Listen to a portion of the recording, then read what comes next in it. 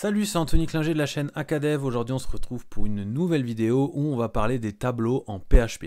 Alors, on va avoir différents types de tableaux, que ce soit des tableaux simples, des tableaux multidimensionnels ou des tableaux encore variables multiples. Aujourd'hui, vraiment, l'objectif principal, c'est que quand cette vidéo est terminée, vous êtes à l'aise avec les tableaux. Parce que c'est souvent quelque chose qui pêche, notamment quand on est débutant et novice et qu'on cherche à approfondir son expérience en PHP.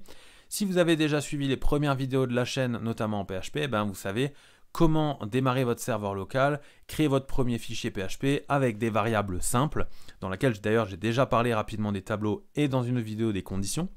Et donc aujourd'hui, vous êtes à l'aise normalement avec les principes vraiment de base en PHP. Aujourd'hui, on va voir les différents tableaux et je vais commencer tout de suite en ouvrant mon fichier PHP, mon script plutôt à gauche dans le navigateur et à droite mon code. Et là-dedans, dans mes balises PHP, ouvertes et fermées, je le rappelle, je vais pouvoir écrire du code. Donc le premier tableau qu'on va écrire, donc $tab égale, donc là jusque là on déclare juste une variable, on a deux possibilités pour déclarer un tableau. Ça je l'ai déjà expliqué dans l'autre vidéo. Soit vous tapez array et vous ouvrez deux parenthèses, soit vous écrivez deux crochets ouverts. Alors si je déclare deux crochets ouverts, voilà tel quel, en fait tab est déjà un tableau. C'est-à-dire que si là je var_dump $tab, même si mon tableau est vide, il comprend déjà que ma variable tab c'est un tableau. Voilà.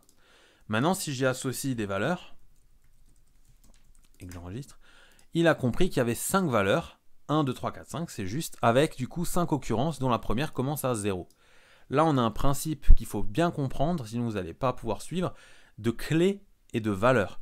0 ici c'est la clé, 1 c'est la valeur, c'est-à-dire que vu qu'en PHP, comme en JavaScript et en Python, on commence toujours à compter à partir de 0 et non pas à partir de 1, ici 1 c'est l'occurrence numéro 1, mais c'est du coup la clé 0.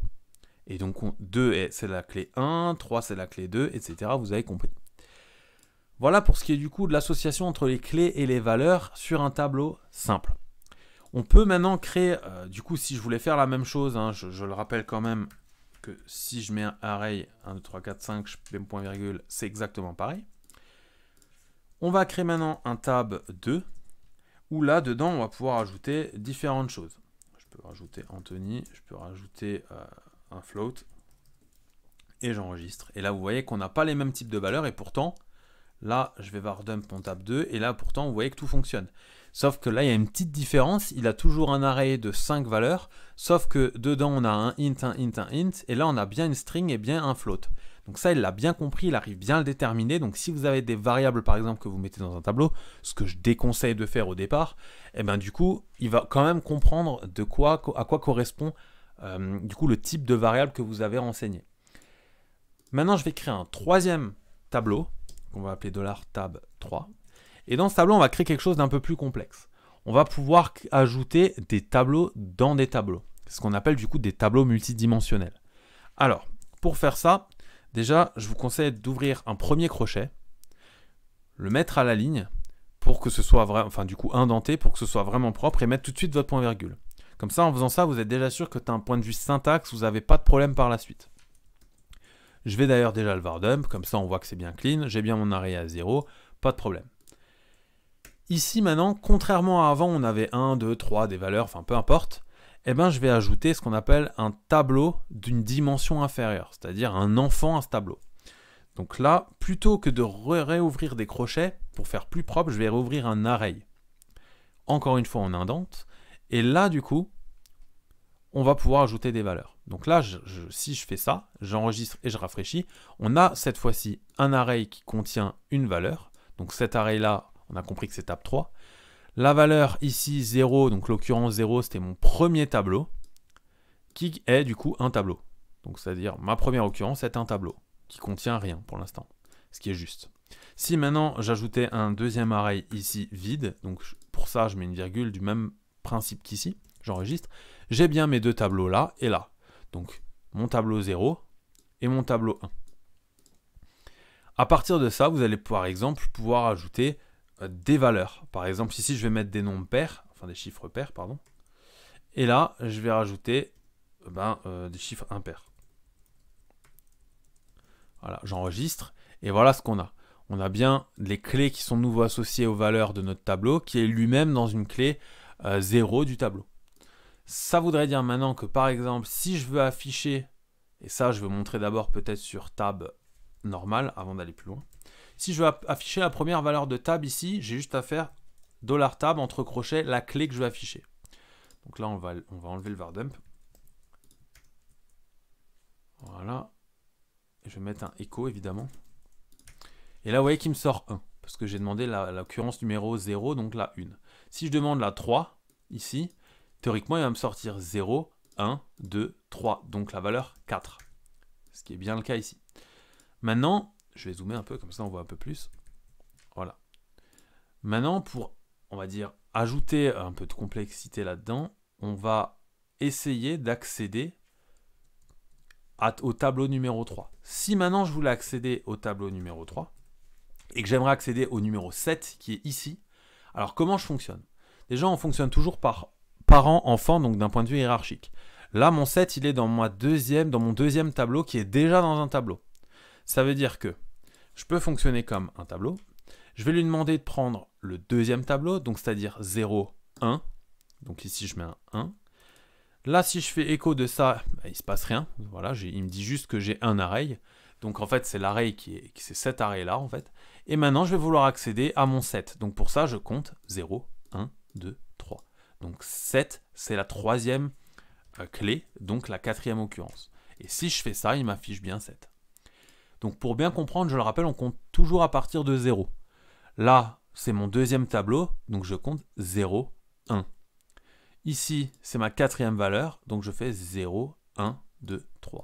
Un principe simple qui marche tout le temps, c'est vous prenez le numéro du coup de la valeur, c'est-à-dire 1, 2, 3, 4. Ici, c'est ma quatrième valeur, vous faites moins 1 et du coup, c'est bon, ça fonctionne. Si vous êtes plus à l'aise à faire comme ça, pas de problème. Donc par exemple, ici, je pourrais très bien mettre 4, moins 1, ça fonctionne très bien, c'est la même chose. Donc voilà pour ce qui est du coup des tableaux, pour accéder à un tableau très facilement. Et enfin, on va créer un nouveau tableau, tableau 4, qui lui va être encore plus complexe que celui-ci. Mais vous allez voir que pour le coup, il va être plus utile. Je vais créer un premier tableau là-dedans, dans lequel maintenant je vais faire de l'associatif. C'est-à-dire qu'au lieu d'avoir, comme on l'a vu avant sur mon vardum 3 par exemple, donc là je vais effacer ça, ici d'avoir que des 0, des 1, des 3, etc. pour accéder à des valeurs, ben là je vais pouvoir mettre des clés directement. Donc là par exemple, si je veux mettre un nom, je l'associe, donc je vais mettre une flèche, à par exemple une chaîne de caractères, virgule, je vais pouvoir mettre un âge, je l'associe à un âge, et là si j'enregistre ça tel quel et que je fais un vardum de 4, vous allez voir qu'ici, bah du coup, j'ai donc un tableau d'une occurrence, c'est juste celle-ci, et dans la première occurrence, donc dans 0, là-dedans, j'ai deux clés, j'ai la clé nom et la clé âge, donc je peux accéder très facilement à ces données. C'est-à-dire que maintenant, si je fais un echo $tab 4, donc je reprends ma structure, je fais un echo tab 4 de ma première occurrence, donc 0, pour accéder à tout ce qu'il y a dans ce tableau. Et ensuite, je vais accéder au nom. Et bien là, cette fois-ci, on ouvre et on tape le nom, tout simplement. Et là, du coup, j'ai mon nom qui apparaît. Si je mets âge, sur le même principe, il m'affiche l'âge. Alors, ce qu'il faut savoir, évidemment, c'est qu'il va falloir bien nommer correctement tout ce que vous mettez là-dedans pour éviter de mettre des caractères spéciaux, des points, etc. Même ça ne va pas changer grand-chose, mais pour que ce soit plus lisible et plus propre si jamais un jour vous devez filer votre code à quelqu'un et qui doit le reprendre. Pensez toujours à ça, l'amélioration, c'est la clé. Donc là, je répète, parce que c'est vraiment la notion la plus importante sur les tableaux, la notion de clé et de valeur. Je vais remettre mon vardum pour qu'on recomprenne tout ça. Ici, je fais un vardum de tab 4. Tab 4 est bien un array qui contient une occurrence, à savoir array.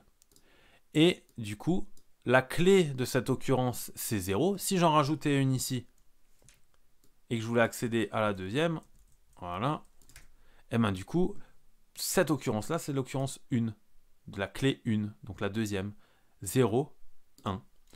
Et du coup, là, je vais changer vite fait le nom, comme ça on voit, et l'âge, voilà. Et du coup, si je voulais accéder, par exemple, au nom max ici, il faudrait que je passe par, je le répète ici, on va revenir du début, 0, enfin 1 du coup, parce qu'on ne veut plus accéder à cet array-là, mais à celui-là. On réouvre les crochets, on cherche le nom, et là, en faisant ça, j'ai bien Max qui apparaît. Si je mets 0, j'ai Anthony. Parce que là, on navigue à travers les parents. Et ça, vous pouvez le faire à l'infini. C'est-à-dire que maintenant, si je rajoute un autre array ici, donc c'est pour ça, faites bien attention à indenter, et que, par exemple, ici, je vais marquer, je sais pas, moi, doigt. Allez, admettons, on s'en fout, on va marquer 5. Et lui, doigt, on va lui marquer aussi 5. Du coup, évidemment, on va essayer de faire un truc à peu près correct. Voilà, j'enregistre et je fais un var dump de mon tableau. Là, en fait, vous voyez que du coup, j'ai de nouveau un array de 2 occurrences, les 2 arrays, et dedans, j'ai un tableau dans un tableau, donc ici. Donc maintenant, si par exemple, je veux accéder au nombre de doigts du premier tableau, donc de la première personne, par exemple, qui est Anthony, et je passe tout simplement... Alors là, d'ailleurs, je viens de faire une petite erreur, et c'est pour ça que c'est bien qu'on le voit ensemble. C'est que ici, j'ai placé l'array sans mettre de clé. Du coup, comment ça fonctionne si je veux y accéder?